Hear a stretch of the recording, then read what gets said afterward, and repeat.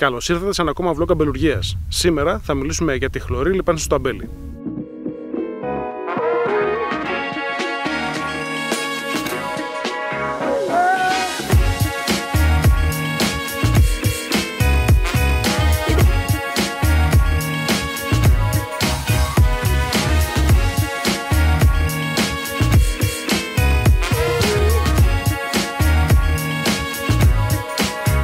Τι είναι η χλωρή λίπανση και γιατί τη χρησιμοποιούμε και μέσα στο αμπέλι?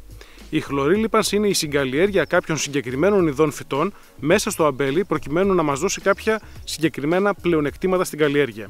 Η συγκαλλιέργεια αυτή γίνεται κατά την περίοδο που ξεκινάει ο λίθαργος του αμπέλου, ενώ η ενσωμάτωση, το τέλος αυτής της καλλιέργειας, γίνεται λίγο πριν την έναρξη της βλάστησης.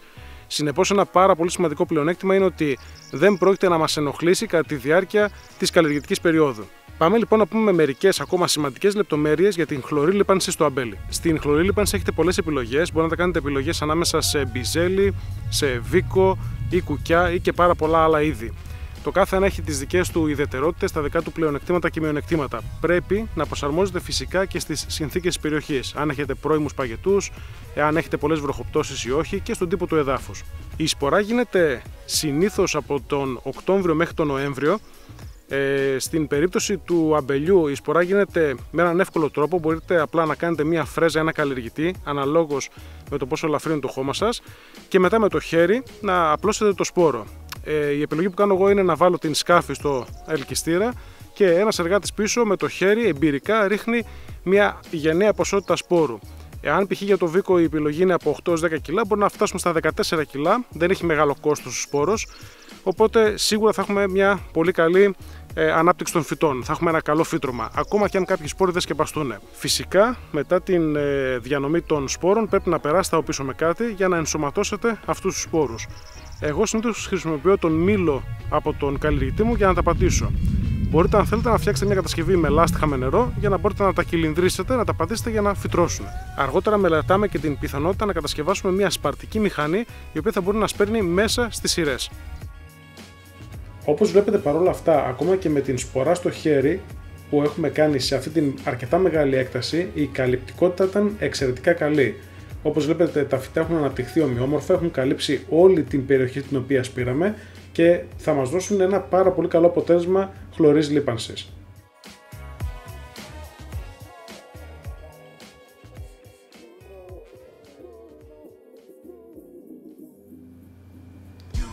Ένα ακόμα πλεονέκτημα της χλωρής λίπανσης που δεν ανέφερα πριν είναι ότι η χλωρή λίπανση βοηθάει πάρα πολύ στην ανάπτυξη ευεργετικών μικροοργανισμών στο έδαφος. Τώρα, όσο για τα μειονεκτήματα της χλωρής λίπανσης, το μόνο που μπορώ να βρω σαν ένα σοβαρό μειονέκτημα είναι η περίπτωση ενός Μαρτίου ο οποίος ήταν πάρα πολύ βροχερός, με τον κίνδυνο να μην μπορέσουμε να ενσωματώσουμε στο καταλληλότερο σημείο την χλωρή λίπανση. Γι' αυτό συνιστώ να ενημερώνεστε συνεχώς για τον καιρό κατά τη διάρκεια του Μαρτίου, που είναι ο μήνας ο πιο κρίσιμος που πρέπει να ενσωματωθεί, προκειμένου να προλάβετε έστω και λίγο νωρίτερα να ενσωματώσετε τη χλωρή σας λίπανση.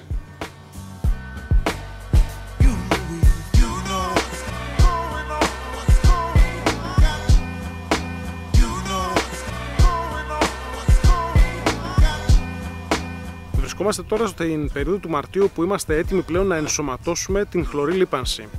Η περίοδος αυτή είναι η πιο κατάλληλη να ενσωματωθεί, καθώς πλέον το φυτό έχει μαζέψει όλα τα θρεπτικά στοιχεία του, που είναι κυρίως άζωτο, και πρέπει τώρα να ενσωματωθεί γιατί αρχίζει να ανθίζει. Αν το αφήσουμε να ανθίσει και να παράγει καρπό, θα χάσει μεγάλο μέρος του αζότου που έχει συσσωρεύσει στις ρίζες του. Όπως γνωρίζετε οι περισσότεροι καλλιεργητές, τα φυτά αυτά είναι στην κατηγορία των ψυχαθών, έχουν μία σχέση με τα αζωτοδεσμευτικά βακτήρια, τα οποία συμβιώνουν στις ρίζες τους και μπορούν να συσσωρεύουν το άζωτο. Τα πλεονεκτήματα της χλωρής λίπανσης είναι πολύ περισσότερα από αυτά του αζότου, καθώς βελτιώνουν πάρα πολύ το έδαφος, το ελαφραίνουν, βοηθάει πάρα πολύ σε εδάφη τα οποία είναι πάρα πολύ σκληρά και αδιαπέραστα, βοηθάει πάρα πολύ στα επικλινή αμπέλια, όπως είναι τα δικά μας, να μην έχουμε διάβρωση με τις χειμερινές βροχές ή τα χιόνια, και επίσης βοηθάει πάρα πολύ και στην ζυζανιοκτονία, καθώς δημιουργεί ένα περιβάλλον το οποίο είναι ιδιαίτερα ανταγωνιστικό, οπότε δεν μπορούν να αναπτυχθούν τα χειμερινά ζυζάνια. Σιγά σιγά, χρόνο με το χρόνο, πνίγει αυτά τα ζυζάνια, μειώνοντας πάρα πολύ το πρόβλημα αυτών των ζυζανίων. Θα ξεκινήσουμε τώρα την ενσωμάτωση του μπιζελιού. Στην συγκεκριμένη περίπτωση φέτος χρησιμοποίησα τον μπιζέλι, πέρσι είχα χρησιμοποιήσει το βίκο. Και όπως βλέπετε, δεν το κάνω σε όλες τις σειρές, το κάνω σειρά παρασειρά. Γιατί στο υλοποιήσιμο αμπέλι δεν θέλουμε να εμπλουτίσουμε τόσο πολύ το έδαφος, θέλουμε να υπάρχει μια συγκεκριμένη ισορροπία θρεπτικών στοιχείων στο έδαφος. Πάμε λοιπόν να πάρουμε το γεωργικό μας ελκυστήρα για να ξεκινήσουμε την ενσωμάτωση.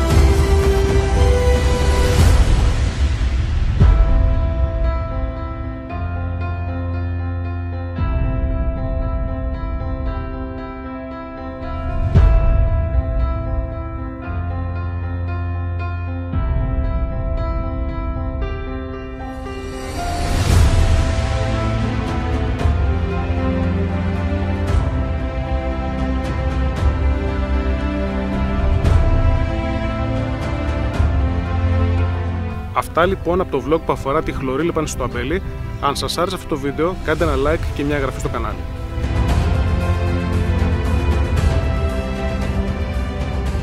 Πριν φύγετε από αυτό το βίντεο, ρίξτε μια ματιά στο κανάλι για όλη την σειρά βίντεο που έχω φτιάξει σχετικά με την αμπελουργία.